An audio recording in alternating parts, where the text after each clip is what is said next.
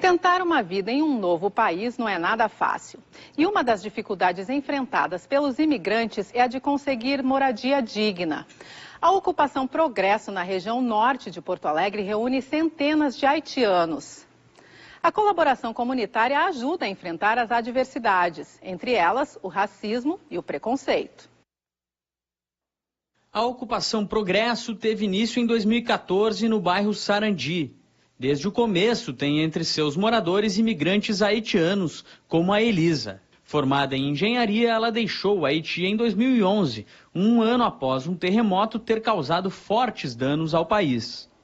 O primeiro destino foi a Venezuela, de onde saiu em 2014 pela escassez de alimentos e outros itens de primeira necessidade.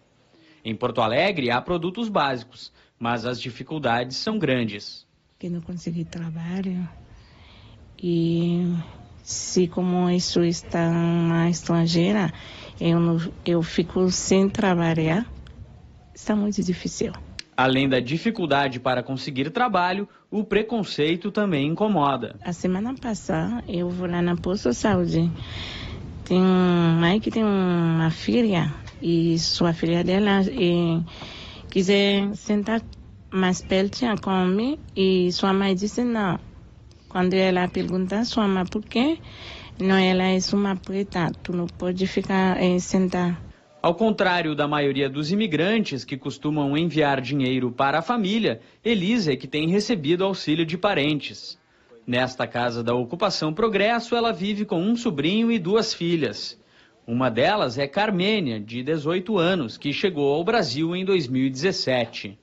Aprendeu português rapidamente e está concluindo o ensino médio. Quer ser engenheira, como a mãe, e seguir vivendo por aqui. Eu gosto de viver aqui, de ver outra pessoa estrangeira, de aprender a convivência. Então é fácil. Aqui eu gosto muito. Só do frio que eu não gosto. Disputas entre traficantes na região assustam os moradores. E a possibilidade de reintegração de posse é grande. Embora estivesse vazia há anos, a área é de propriedade privada. Enquanto isto, a Zona Norte vai ganhando contornos caribenhos, como esta casa tipicamente haitiana e este bar que serve iguarias do país, como a banana frita. Mais de 200 haitianos vivem aqui na ocupação Progresso. Eles compõem cerca de 60% da população do local. Apesar da precariedade das moradias, eles procuram levar a vida de uma maneira positiva. Tem que ser vida, mesmo que falta uma coisa, ajudar no outro, falta outro. Tem outro que a ocupação ajuda, tem muitas coisas que a gente não tem, por exemplo, se a gente precisa de uma internet aqui, não tem como botar. E água também, às vezes às vezes tem, às vezes não tem. Nos últimos anos, muitos imigrantes chegaram ao nosso estado em busca de uma vida melhor. Mas sabemos que por mais que as condições que conheçam aqui sejam melhores que as dos países de origem, elas estão longe de serem as ideais. Para a gente conversar sobre a maior onda migratória da história recente do Rio Grande do Sul e suas consequências, nós estamos recebendo a coordenadora do Programa Brasileiro de Reassentamento Solidário de Refugiados, Karen Wapechowski, e com o coordenador do Fórum Permanente de Mobilidade Humana do Rio Grande do Sul, Elton Bozeto. Boa noite, sejam bem-vindos ao Panorama. Boa noite. Eu queria primeiro começar contando sobre o trabalho de vocês, né? Começo contigo, Karen. Como é que funciona o Programa Brasileiro de Reassentamento Solidário de Refugiados? Boa noite, então, Fernanda e os telespectadores. Bom, o programa de reassentamento, o reassentamento no Brasil e no mundo faz parte de um sistema de proteção aos refugiados. Então, aquele refugiado que está em seu país, que normalmente está em conflito, ele parte em busca de proteção para um segundo país e seja qual for o país, né? E esse segundo país muitas vezes não está em condições de receber o tamanho número, né? Não tem essa condição, estrutura. Então a Agência das Nações Unidas, o Acnur, procura outro terceiro país, outros países que poderão acolher esses refugiados. Então isso se chama reassentamento. Então esse reassentamento existe há quase 40 anos no mundo. Então há países que estão desde o começo, né, reassentando, Canadá, Estados Unidos, Suécia, Suíça, Noruega, e o Brasil está mais ou menos há 16 anos, né, compondo esse sistema de proteção a refugiados. E vamos falar aí da diferença, né, que tem uma diferença entre refugiado e imigrante, né? Qual é essa diferença? Bom, os dois são deslocamentos, né? Deslocamentos muitas vezes forçados, porque o refugiado, ele foge, ele vai em busca de proteção por fundado temor de perseguição, ou por conflito, por perseguição pessoal, ou individual, ou através da sua própria ou etnia ou religião. O migrante, ele tem, o refugiado não pode voltar para o seu país. Sim. Enquanto houver o conflito, enquanto houver todo o problema da perseguição, ele não pode voltar. O migrante, ele já tem essa possibilidade de retorno.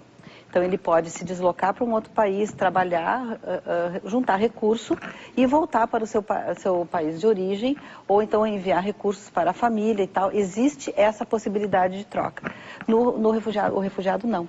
Então, o refugiado muitas vezes passa 10, 15, 20 anos fora de casa, esperando que o seu país, então, entre no processo de paz. Sim.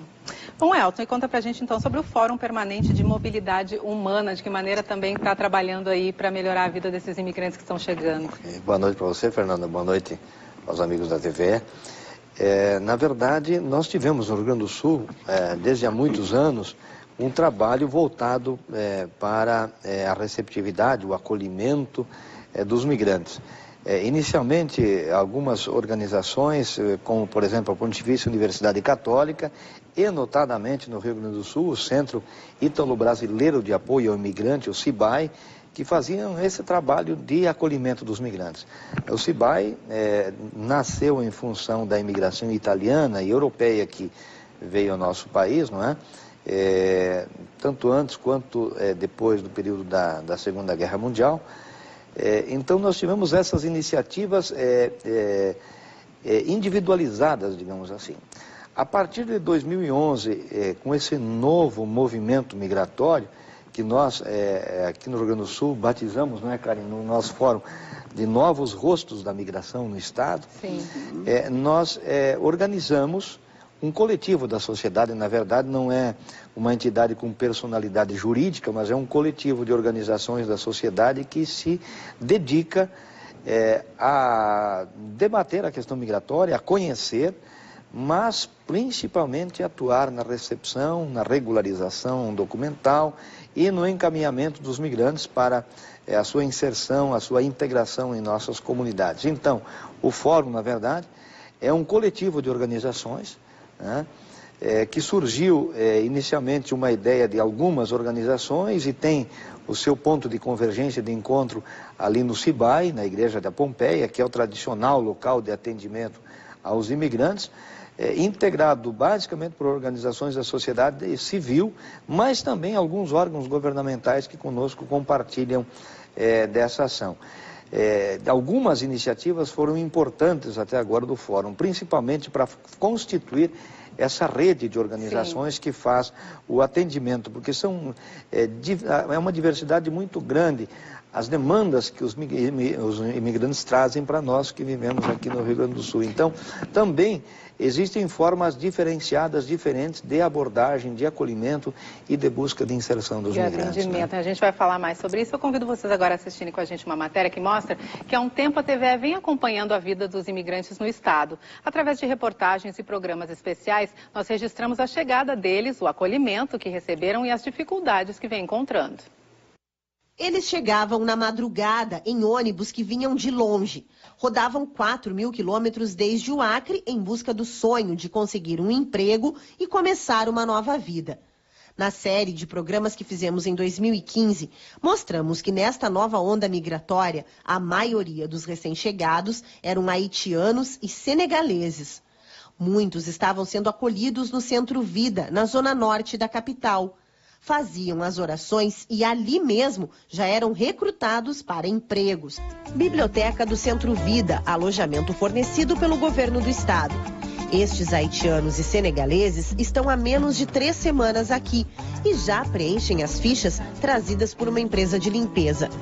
Os que não tinham essa sorte eram levados para grandes alojamentos coletivos, onde ficavam nos primeiros dias até começarem a regularizar os documentos de entrada no país.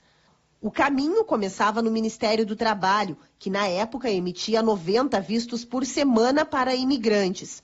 Na época, o diretor-presidente da Fundação Gaúcha do Trabalho fez um alerta. Não podemos não olhar a realidade.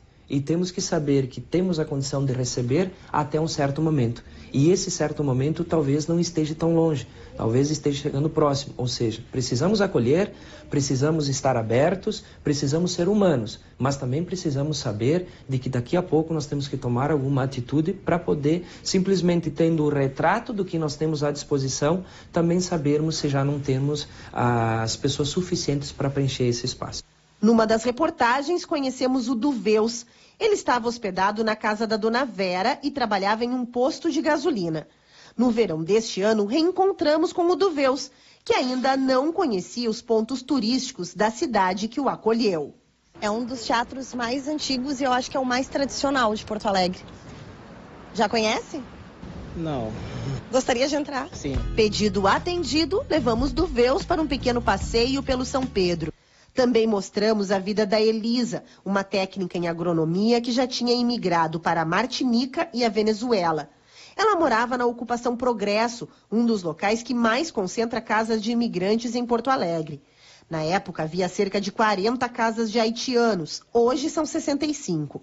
Elisa tinha dificuldades para conciliar o trabalho e os cuidados com a pequena Isabelle. A história despertou a solidariedade desta família de Canoas, que foi até a casa dela e levou doações. O que trouxe essa família até aqui foi uma reportagem exibida na TVE sobre a realidade dos imigrantes haitianos. Eles viram a matéria, decidiram sair do sofá. De telespectadores, passaram a ser cidadãos, querendo ajudar. De 2015 para cá, o número de imigrantes aqui no estado aumentou 5 vezes. Passou de 4.500 para quase 20 mil. No início de 2016, Prefeitura, Governo do Estado e União chegaram a assinar um termo de cooperação para construir um centro de acolhimento para imigrantes. Mas a verba de R$1.250.000 ainda não foi usada e o recurso pode acabar voltando para os cofres do Ministério da Justiça. Aqui no estúdio nós seguimos conversando então com os nossos convidados. Bom, a gente viu aí um salto no número, né, de 4.500 para 20 mil imigrantes e refugiados. Quais são as consequências aí desse número e o que eles mais precisam, quais são as maiores necessidades dessas pessoas que chegam? Aliás, há que se fazer um ajuste, esse número se refere aos novos migrantes que estão aqui. É importante que o amigo da TVE saiba que nós temos no Rio Grande do Sul, na verdade, 108 mil migrantes vivendo aqui, né? Se contabilizarmos, evidentemente, todo aquele fluxo migratório que nós tivemos desde a década de 70 com Sim. os hispano-americanos, vizinhos, uruguaios, argentinos, paraguaios, chilenos, sobretudo, né, Karen? Tem um contingente expressivo aqui no estado. Então, são 108 mil migrantes, são 19.800 esses novos migrantes que chegaram nesse período recente. Se fôssemos enumerar as necessidades e a demanda que nós temos no migrante, talvez encheríamos algumas folhas de caderno, não é, Fernanda? Mas o acesso ao mercado de trabalho talvez seja o componente primário, não é?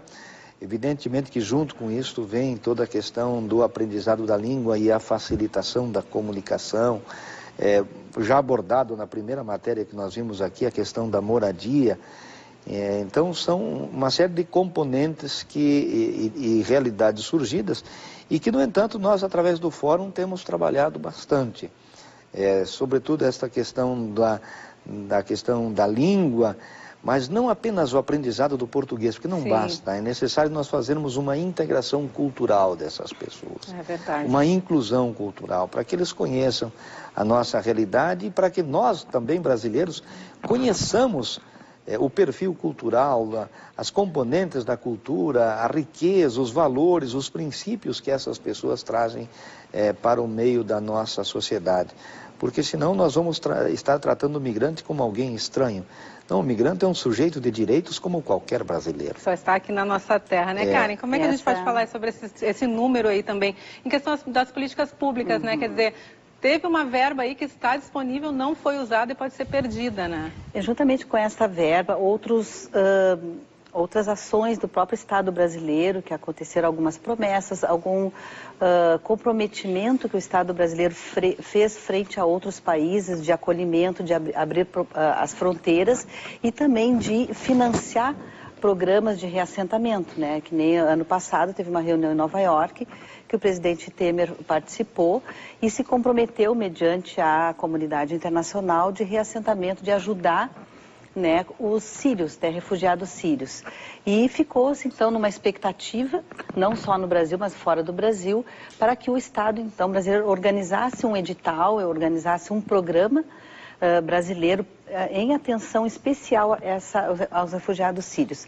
Então, nós não tivemos nenhum movimento concreto, né? A gente espera... Não aconteceu? Não aconteceu, né? Então, essa promessa ainda paira no ar, né? E nós que trabalhamos com reassentamento também estamos nessa expectativa, porque a sociedade civil, que esse programa é um programa tripartite, governo federal, Nações Unidas e sociedade civil. Nós somos uma agência implementadora, a Associação Antônio Vieira. Então, nosso trabalho é esse, né? Essa agência faz isso.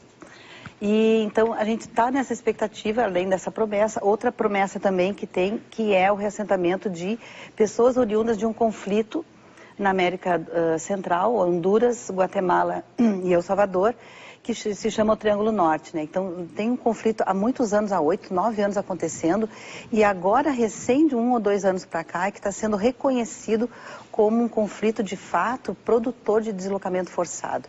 Então, existem muitas famílias fora, né, esperando essa oportunidade e nós aqui com estrutura podendo recebê-los. Bom, a gente vai voltar a falar no próximo bloco, né? Porque no próximo bloco também a gente vai ver aí que as dificuldades que os imigrantes têm, uma das maiores é ingressar no mercado de trabalho.